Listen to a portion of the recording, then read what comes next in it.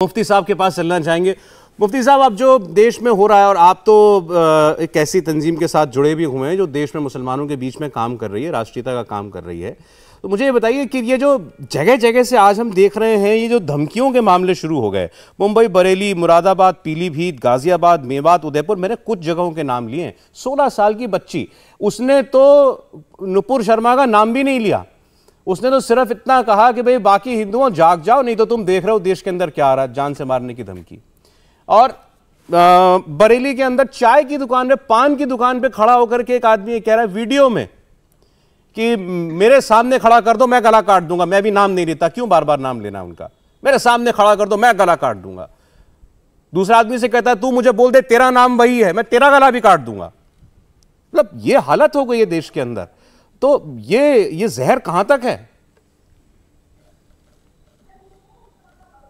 मुफ्ती साहब? जी भाई, बात सही है आपकी। जी, बात सही है आपकी। और ये मैंने पहले भी कहा था और मैं अब भी कह रहा हूं, ये एक माइंड सेट है जो एक दिन में तैयार नहीं हुआ है। और दरअसल ये मजहबी तशद्दुद है जिसको इस्लाम के नाम पर पनपाया गया है पूरी कौम के अंदर।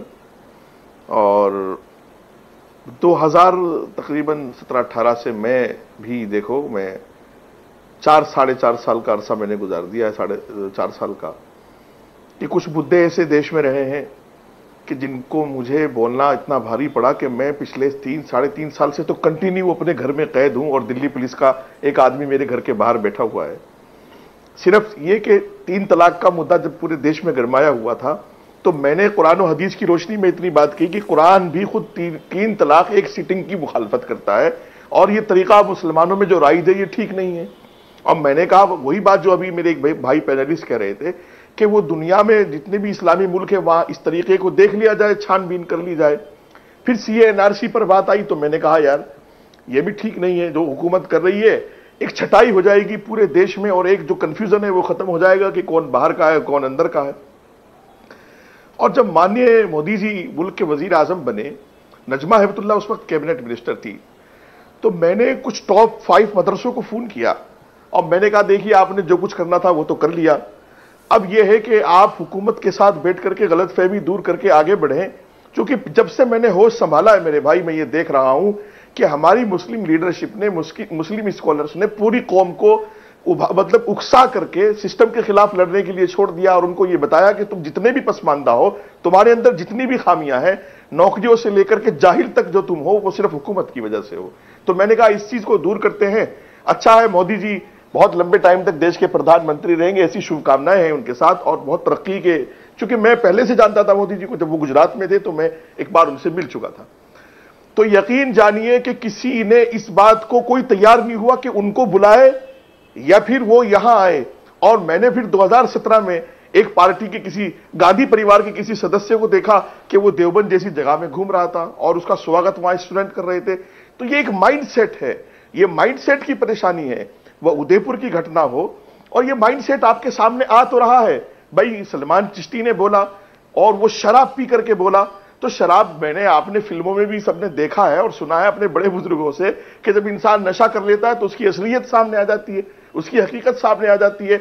और ये सूफी लोग हैं जो खानकाहों से जुड़े हैं, और वो सूफी लोग के प्राइम मिनिस्टर ने इस देश की कमान संभालते ही पूरे हिंदुस्तान के नहीं पूरी दुनिया के सूफियों को बुला करके एक डायलॉग किया था विज्ञान भवन में, अगर आपको याद होगा, और आपके चैनल ने भी उसको पूरी दुनिया में दिखाया था।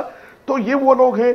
तो मैं समझता हूं कि ये एक माइंड सेट है जो अभी कह रहे थे ना कि ये छोटे से तैयार होकर के बड़े तक, ये एक नफरत का गोला है जो अंदर पनप रहा है। और बिल्कुल 1000% नफरत किससे? नफरत मुस्लिम राष्ट्रीय मंच हो, माइनॉरिटी मोर्चा हो, या भारतीय जनता पार्टी में कहीं भी किसी मुसलमान के लिए, जी नफरत किससे? काम करना आसान नहीं है, बहुत मुश्किल है।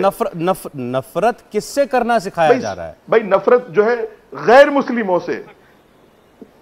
अच्छा देखो, थोड़ा सा और वक्त दो ताकि मैं एक्सप्लेन कर सकूं। मुझे एक बात बताइए, मुल्क में कहीं कोई घटना हो, देखिए पूरा मुल्क का ताना बाना जो है वो इस अंदाज से बना हुआ है कि हिंदू मुस्लिम सब इकट्ठे रहते हैं। दूध बेचने वाला हिंदू है, खरीदने वाला मुसलमान है, कपड़ा लत्ता ऐसे ही सब कुछ है। लेकिन अगर कहीं जरा सी कोई घटना होगी तो जितने मुस्लिम संगठन हैं वो बाहर निकल करके सामने आएंगे। सबसे पहले आरएसएस को कोसेंगे, फिर विश्व हिंद परिषद को कोसेंगे, फिर बजरंग दल को कोसेंगे। अब तो वो डायरेक्ट मोदी जी और योगी जी को कोस रहे हैं। तो ये आप माइंडसेट देखिए ना कि क्या है। तो मतलब सीधा सीधा मेरा कहने का यह है कि सिर्फ ये बताया गया है मुसलमानों को कि तुम्हें यहां हिंदू कौम खाने के लिए पैदा हुई है और हिंदुओं से तुम्हें खतरा है। और ये सारे मुस्लिम संगठन सारे जिहादियों को वकील दे करके अरब से, कतर से, कुवैत से, अफ्रीका से, अमेरिका से, दुबई से, सबसे वो फंडिंग ले रहे हैं। इस बात का परिणाम अच्छा नहीं होगा जो मैं बोल रहा हूं। जो उदयपुर में हुआ वो मेरे साथ भी होगा, जो अमरावती में मुझे पता है, लेकिन मुझे बार बार नहीं जीना है, बार बार नहीं मरना है। लेकिन मैं फिर कह रहा हूं कि सच्चाई है, मुझे इतिहास में लोग याद रखेंगे।